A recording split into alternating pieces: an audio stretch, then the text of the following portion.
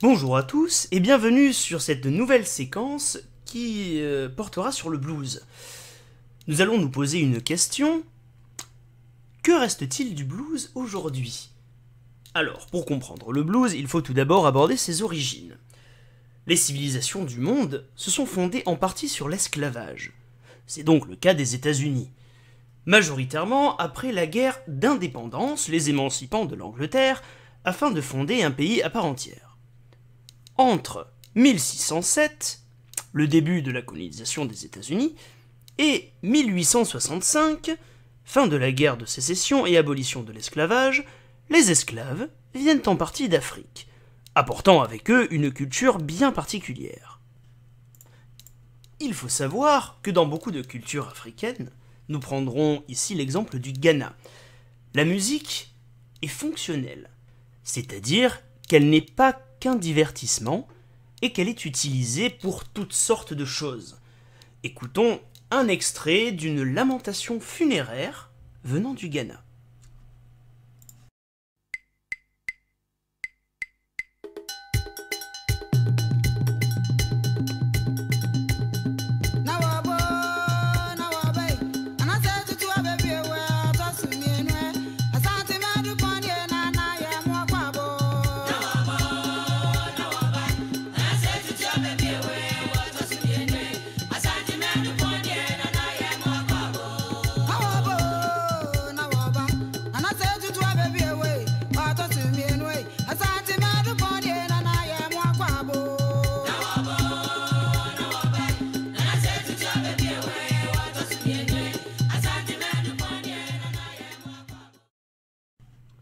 Nous entendons une femme ainsi qu'un chœur féminin chanter en polyphonie sur une gamme pentatonique.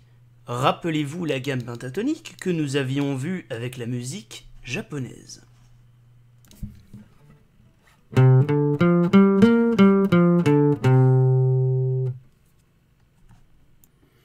Et le tout accompagné par une polyrythmie.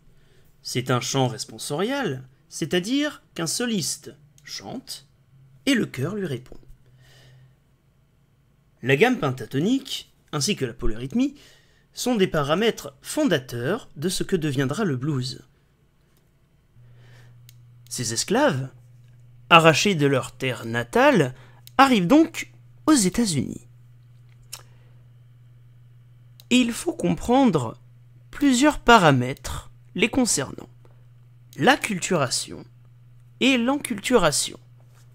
Qu'est-ce que ça veut dire? Concernant l'acculturation, ça veut dire s'approprier une culture imposée de force ou bien choisie. Les esclaves africains, donc, deviennent chrétiens, ce n'est pas leur religion de base, ils doivent adopter la langue anglaise, qui n'est pas leur langue natale, et leur musique adopte les harmonies simples de la ballade anglo-américaine, qui donneront d'ailleurs plus tard le blues. En parlant d'enculturation, ça veut dire la survivance des traits culturels une fois s'être approprié une autre culture. C'est-à-dire donc, en parlant de ces esclaves et de leur musique, ils gardent la gamme pentatonique, toujours, ils gardent aussi la fonctionnalité de la musique, mais aussi une pulsation continue et la polyrythmie. Qu'en est-il de la musique qui ressort de ces paramètres? Les esclaves, il faut le dire, sont interdits de se rassembler. Ils restent en petits groupes et mènent une vie très difficile. Un des moyens de communiquer, en passant outre ces restrictions, est donc de chanter. Nous trouvons deux sortes de chants. Le work song ainsi que le negro spiritual. Écoutons tout d'abord un extrait d'un work song. I'm going away to leave you. Gonna leave the old county. I'm sold off to Georgia. Gonna leave my mama and my papa. My brother and my sister.